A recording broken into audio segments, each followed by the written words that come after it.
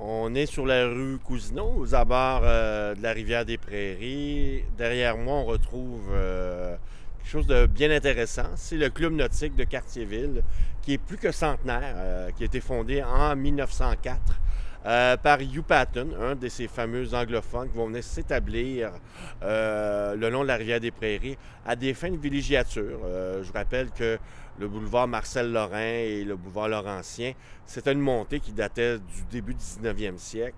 Et vers la fin du 19e siècle, les anglophones s'éloignent et ils viennent s'établir des maisons de villégiature le long de la rivière des Prairies. Et fiers de leurs origines britanniques, ils pratiquent des sports très britanniques pour illustrer cette culture. Alors, les sports équestres, mais aussi les sports nautiques. Alors, on va fonder ici le club nautique un peu dans cette vision-là. Alors, c'est un club privé aux origines et c'est un club où les gens qui sont ici vont pratiquer des loisirs. C'est ouvert à la communauté anglophone à l'époque. Alors, il y avait un terrain de tennis, on faisait du canotage et aussi, il y avait des événements, ce qu'on appelait des régates, qui étaient fort populaires. Il y avait certains étés jusqu'à 2000 spectateurs qui venaient voir des compétitions de régates, c'est-à-dire du canotage, des bateaux à moteur, des bateaux à voile, des compétitions de natation. Il y a eu même deux Olympiens qui ont été formés ici au club de Cartierville, Lucy Gay et Alvin Morris. Il y a eu un grand entraîneur qui a été connu ici dans les années 1960, M. Georges Bossy. Vous savez, dans les années 1980, le club va devenir ouvert car il s'associe avec la ville de Montréal. Et depuis cette époque-là, on démocratise le sport nautique à la population.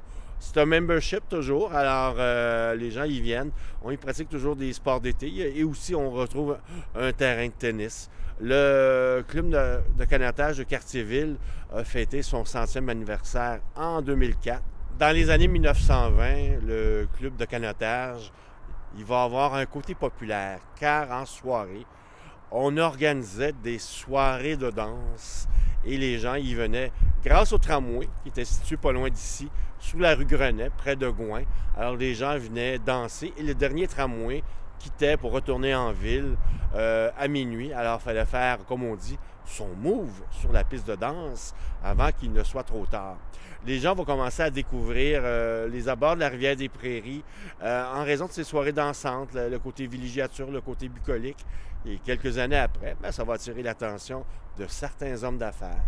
Et ils vont ouvrir quelques années après, l'autre côté du pont La Chapelle, le fameux et mythique Parc Belmont en 1923.